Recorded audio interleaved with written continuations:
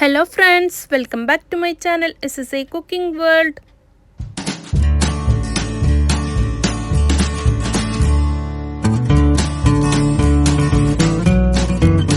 ഇന്ന് ഞാൻ നിങ്ങളുടെ മുമ്പിൽ വന്നിട്ടുള്ളത് ചക്ക കൊണ്ട് അടിപൊളിയായിട്ട് എങ്ങനെ ഉണ്ണിയപ്പം ഉണ്ടാക്കാമെന്നുള്ള റെസിപ്പിയുമായിട്ടാണ്. നല്ല ടേസ്റ്റിയും ഹെൽത്തിയും ആണ് കേട്ടോ ഇത്. റെസിപ്പിയിലോട്ട് കിടക്കുന്നതിന് മുമ്പായി നമ്മളുടെ ഈ ചാനൽ ഇതുവരെ സബ്സ്ക്രൈബ് ചെയ്യാതെയാണ് ഏതെങ്കിലും കൂട്ടുകാർ എവിടെയെങ്കിലും കണ്ടുകൊണ്ടിരിക്കുന്നുണ്ടെങ്കിൽ ഒന്ന് പോയി സബ്സ്ക്രൈബ് ചെയ്യാനും കൂടെയുള്ള കുഞ്ഞു ബെൽ ബട്ടൺ ഒന്ന് പ്രസ് ചെയ്ത് സപ്പോർട്ട് ചെയ്യാനും മറക്കല്ലേ. എന്നാലേ ഞാനിടുന്ന പുതിയ വീഡിയോസിൻ്റെ നോട്ടിഫിക്കേഷൻ നിങ്ങളിലെത്തുകയുള്ളൂ. നിങ്ങൾക്കത് അപ്പോഴപ്പോൾ തന്നെ കാണാനും പറ്റത്തുള്ളൂ. റെസിപ്പി വീഡിയോസൊന്നും ഇടാതെ ഒരുപാട് നാളായി. നാട്ടിലൊക്കെ ആയിരുന്നു. ഇപ്പോൾ അൽഹംദുലില്ലാ തിരിച്ച് കുവൈത്തിലേക്ക് തന്നെ എത്തിയിട്ടുണ്ട്.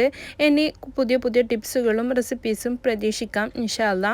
ഇതിന് വേണ്ടിയിട്ട് നമ്മൾ നാട്ടിൽ നിന്ന് കൊണ്ടുവന്ന ചക്കയായിരുന്നു കേട്ടോ. അത് ഫുള്ള് മൊത്തത്തിലായിട്ട് തന്നെ കൊണ്ടുവന്നതായിരുന്നു. പക്ഷേ അതിൻ്റെ സൈഡൊക്കെ ഇതുപോലെ കളറൊക്കെ വന്നിട്ടുണ്ടായിരുന്നു. എന്നാലും കുഴപ്പമില്ല, നമ്മളിത് അരച്ചിട്ട് ഉണ്ടാക്കുന്നതല്ലേ, അപ്പോൾ അതൊന്നും കുഴപ്പമില്ല.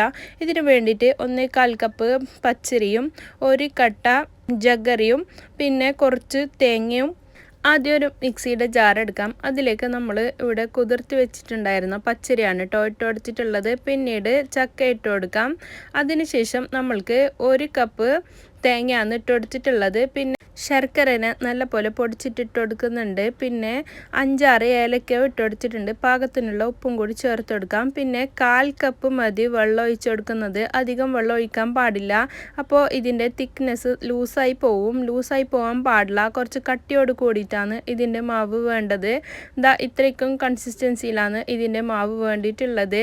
എന്നാലേ നമ്മൾക്ക് പെർഫെക്റ്റ് ആയിട്ട് ഉണ്ണിയപ്പം ഉണ്ടാക്കിയെടുക്കാൻ പറ്റത്തുള്ളൂ. ഇതിലേക്ക് ഞാൻ കൊത്തി വെച്ചിട്ടുള്ള തേങ്ങ ഉണ്ട് ഇവിടെ, കൊത്തി അരിഞ്ഞത്, അതുകൂടി ഇതിലേക്ക് ഇട്ട് കൊടുക്കാം. അതിനുശേഷം നമ്മൾ ഇതിലേക്ക് കറുത്ത എള്ള് കൂടി ചേർത്ത് കൊടുക്കുന്നുണ്ട് കേട്ടോ. ഇതൊക്കെ ഇട്ടിട്ട് ഇത് ഉണ്ണിയപ്പം ആയിട്ട് വരുന്ന ടൈമിൽ കടിക്കാൻ കിട്ടുമ്പോൾ നല്ലൊരു ടേസ്റ്റ് തന്നെയാണ്. അത് നെയ്യിലൊന്നും വഴറ്റിയിട്ടൊന്നും ഇട്ട് കൊടുക്കേണ്ടെന്ന് ആവശ്യമില്ല. തേങ്ങക്കൊത്തിനെ അങ്ങനെ തന്നെ ഇട്ട് കൊടുത്താൽ മതി.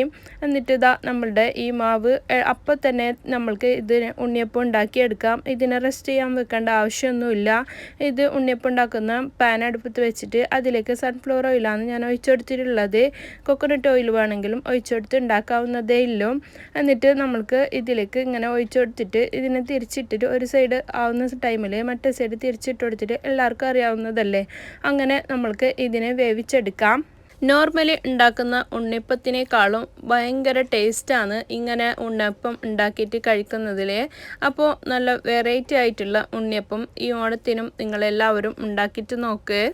മഴക്കാലം ആയതിനാൽ ചക്കയൊക്കെ മഴ കൊണ്ടിട്ടാകുമ്പോൾ പെട്ടെന്ന് തന്നെ അത് ചീഞ്ഞ് പോകുന്നുണ്ട്.